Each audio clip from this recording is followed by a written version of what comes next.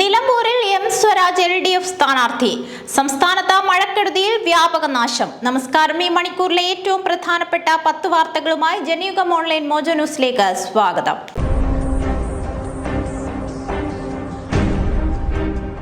നിലമ്പൂരിൽ M Swaraj LDF സ്ഥാനാർത്ഥിയായി മത്സരിക്കും. CPM സംസ്ഥാന സെക്രട്ടറി MB ഗോവിന്ദനാണ് സ്ഥാനാർത്ഥിയെ പ്രഖ്യാപിച്ചത്. മുൻ തൃപ്പൂണിത്തറ MLA ആയ സ്വരാജ് CPIM സംസ്ഥാന സെക്രട്ടേറിയറ്റ് അംഗവും SFI മുൻ സംസ്ഥാന സെക്രട്ടറിയുമാണ്. നിലമ്പൂർ നിയോജക മണ്ഡലം സ്വദേശിയാണ് സ്വരാജ്. PV അൻവർ സ്വീകരിച്ച രാഷ്ട്രീയ നിലപാടിന് നിലമ്പൂരിലെ ജനങ്ങൾ മറുപടി നൽകുമെന്ന് CPIM സംസ്ഥാന സെക്രട്ടറി MB ഗോവിന്ദൻ വാർത്താ സമ്മേളനത്തിൽ പറഞ്ഞു.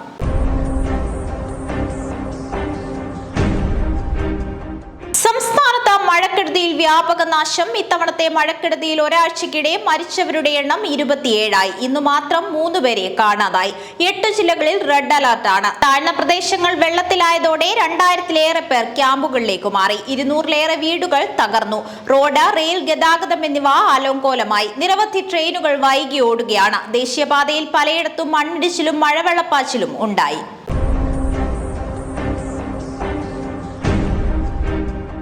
എം സ്വരാജ് ഏറ്റവും ഉചിതനായ സ്ഥാനാർത്ഥിയാണെന്നും നിലമ്പൂരിൽ LDF വിജയം സുനിശ്ചിതമെന്നും CPI സംസ്ഥാന സെക്രട്ടറി ബിനോയ് വിശ്വം പറഞ്ഞു.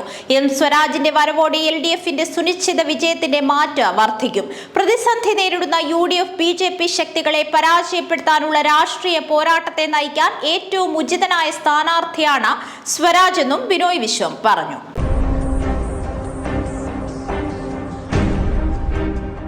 നിലമ്പൂരിൽ LDFും UDFും സ്ഥാനാർത്ഥിയെ പ്രഖ്യാപിച്ചിട്ടും തീരുമാനമെടുക്കാനാവാതെ BJP നേതൃത്വം. കഴിഞ്ഞ നിയമസഭാ തിരഞ്ഞെടുപ്പിൽ BJP സ്ഥാനാർത്ഥിയായി മത്സരിച്ച അഡ്വക്കേറ്റ് TK അശോക് കുമാറിന് 4.96% വോട്ട് മാത്രമാണ് ലഭിച്ചത്. 8595 വോട്ടുകൾ. BJPക്ക് കാര്യമായ അടിത്തറയില്ലാത്ത മണ്ഡലത്തിലെ ഫലം തിരിച്ചടിയാകുമെന്ന ഭയം മൂലമാണ് സ്ഥാനാർത്ഥിയെ നിർത്താൻ മടിക്കുന്നത്. BDJSന് സീറ്റ് കൈമാറാൻ ശ്രമിച്ചപ്പോൾ ആദ്യം അവർ വിസമ്മതിച്ചുവെങ്കിലും BJPയുടെ സമ്മർദ്ദം മൂലം പുനരാലോചനയ്ക്കായി ഞായറാഴ്ച കൗൺസിൽ യോഗം വീണ്ടും ചേരുന്നുണ്ട്.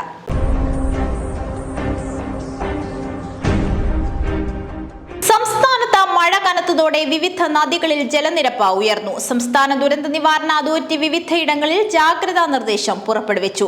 പത്തനംതിട്ട ജില്ലയിലെ മണിമല നദി, അച്ചൻകോവിൽ നദി, പമ്പ നദി, കാസർഗോഡ് ജില്ലയിലെ മൊഗ്രാൽ നദി, നീലേശ്വരം നദി, ഉപ്പള നദി എന്നിവിടങ്ങളിൽ ഓറഞ്ച് അലർട്ട് പ്രഖ്യാപിച്ചിട്ടുണ്ട്.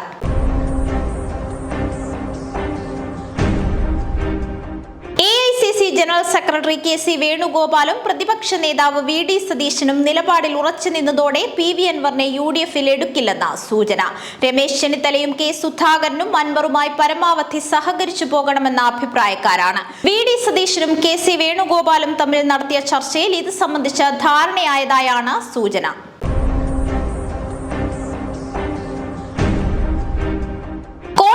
പനശ്ശിക്കാടിന് സമീപം കൊല്ലാട് പാറയ്ക്കൽ കടവിൽ മീൻ പിടിക്കുന്നതിനിടെ വള്ളം മുങ്ങി 2 പേർ മരിച്ചു. കൊല്ലാട് പാറയ്ക്കൽ കടവ് പാറത്താഴെ ജോബി വിജയ്, പോളച്ചിറയിൽ അരുൺ സാം എന്നിവരാണ് മരിച്ചത്. മീൻ പിടിക്കാൻ പോയ 3 അംഗ സംഘത്തിലെ 2 പേരാണ് അപകടത്തിൽപ്പെട്ടത്.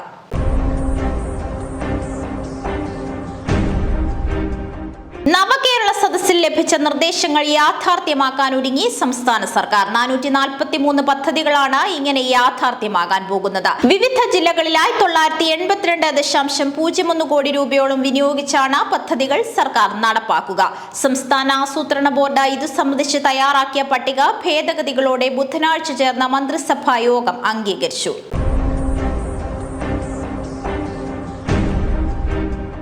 UDF തീരുമാനത്തിനായി ഒരു പകൽ കൂടി കാത്തിരിക്കുന്നതിനാൽ സ്ഥാനാർത്ഥി പ്രഖ്യാപനം നീട്ടി അൻവർ. തൃണമൂൽ കോൺഗ്രസിനെ UDF ഘടകകക്ഷിയാക്കിയില്ലെങ്കിൽ ഇന്ന് സ്ഥാനാർത്ഥിത്വം പ്രഖ്യാപിക്കുമെന്നാണ് നേരത്തെ PV അൻവർ തീരുമാനിച്ചിരുന്നത്.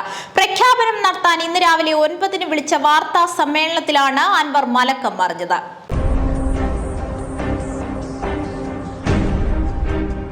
ഇറക്കുമതിക്ക് വൻ തീരുവ ചുമത്തുന്ന US പ്രസിഡന്റ് ഡൊണാൾഡ് ട്രംപിന്റെ നടപടിക്കെതിരെ ഫെഡറൽ വ്യാപാര കോടതി ഉത്തരവ് അപ്പീൽ കോടതി മരവിപ്പിച്ചു.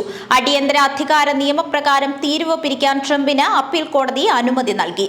തീരുവ നടപടികൾ നിയമാനുസൃതമല്ലെന്ന ഫെഡറൽ കോടതിയുടെ വിധിയാണ് സ്റ്റേ ചെയ്തത്.